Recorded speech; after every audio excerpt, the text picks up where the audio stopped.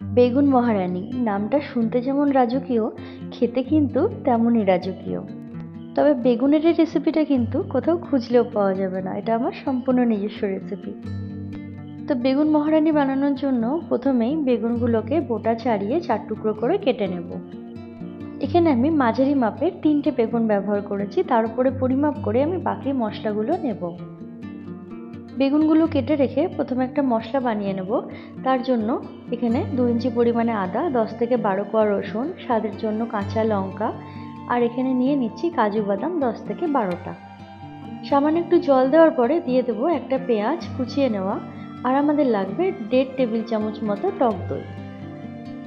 এটাকে ভালোভাবে বেটে আলাদা করে রাখবো। মশলাটা বেটে আলাদা করে রাখার পরে এদিকে একটা কড়াই নিয়ে কড়াইয়ে কিছুটা সাদা তেল গরম করে নেব। তবে প্রথমে তেলের পরিমাণটা সামান্যই দেবো, যেহেতু বেগুনগুলো ভাজতে হবে, আর বেগুন ভাজার সময় পুরো তেলটাই টেনে নেবে।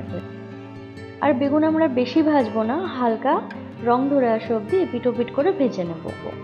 গ্যাসের ফ্লেমটা মিডিয়াম হাই রেখে বেগুনগুলো এপিট ওপিট করে লাল করে ভেজে নিচ্ছি। বেগুন এখানে বেশি ভাজার দরকার নেই, হালকা শ্যালো ফ্রাই করে নিলেই হবে। এবার বাকি বেগুনগুলো সামান্য একটু তেল দিয়ে ভেজে তুলে রাখবো। বেগুন ভাজার সময় পুরো তেলটাই টেনে নিয়েছে, সেজন্য আরও 1 চামচ মতো তেল দিয়ে ওতে দিয়ে দেবো গোটা গরম মশলা। এখানে আমরা মোট 4টে পেঁয়াজ ব্যবহার করেছি একটা মশলা বাটার সময়, আর বাকি 3টে পেঁয়াজ কুচিয়ে নিয়ে এখানে তেলের মধ্যে দিয়ে দিলাম। এখানে আমরা পেঁয়াজগুলোকে বেরেস্তা বানিয়ে নেব, তার জন্য গ্যাসের ফ্লেমটা মিডিয়াম হাই রেখে পেঁয়াজগুলোকে লাল লাল করে ভেজে তুলে রাখতে হবে। অর্ধেক পেঁয়াজ ভেজে তুলে রাখছি, আর বাকি অর্ধেক পেঁয়াজে রান্নাটা সেরে নেব।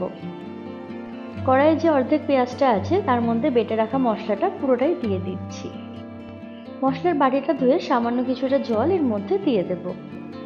যেহেতু মশলার মধ্যে কাজু বাদাম আছে, সেজন্য গ্যাসের ফ্লেমটা লো টু মিডিয়ামে রেখে কিছুক্ষণ মশলাটা কষিয়ে নেব, আর একটু ঢাকাও দিয়ে রাখবো মাঝখানে, যাতে তেলটা ছেড়ে আসে। এবার আমরা এর মধ্যে দিয়ে দেবো স্বাদ অনুযায়ী নুন, আর সঙ্গে সামান্য পরিমাণ চিনি। চিনিটা দিলে স্বাদটা ব্যালেন্স হয়, তবে আপনারা চাইলে চিনিটা অবশ্যই বাদ দিতে পারেন। এবার মশলাটা কিছুক্ষণ কষিয়ে নেওয়ার পরে এর মধ্যে দিয়ে দিতে হবে 1.5 চামচ পরিমাণে ভাজা জিরের গুঁড়ো। সবকিছু একসঙ্গে ভালোভাবে মিশিয়ে নিয়ে কিছুক্ষণের জন্য ঢাকা দিয়ে রাখবো। মিনিট 3-4 মতো লো ফ্লেমে ঢাকা দিয়ে রাখার পরে ঢাকনা খুলে একবার মশলাটা মিশিয়ে নিয়ে ওর মধ্যে দিয়ে দিচ্ছি পরিমাণ মতো জল। এখানে আমি 1.5 কাপ মতো জল ব্যবহার করেছি। এই রেসিপিটা একটু মাখো মাখো টাইপের হয়, খুব একটা ঝোল থাকে না, সেই জন্য 1.5 কাপ মতো জল ব্যবহার করেছি। এবার ঢাকা দিয়ে রাখবো ঝোলটা ফুটে ওঠা অবধি। ঝোলটা ফুটে উঠলে লো টু মিডিয়াম ফ্লেমে বেগুনগুলো দিয়ে আরও কিছুক্ষণ ফুটিয়ে নিতে হবে। বেগুনগুলো ভালোভাবে সেদ্ধ হওয়া অবধি ঢাকা দিয়ে রাখবো। ব্যাস, ঢাকনা খুলে বেগুন সেদ্ধ হয়েছে কিনা দেখে নিয়ে এর মধ্যে দিয়ে দেব গরম মশলা, আর সঙ্গে আমাদের লাগছে 1.5 চামচ মতো ফ্রেশ ক্রিম, আর দিচ্ছি 1 চামচ মতো কসুরি মেথি।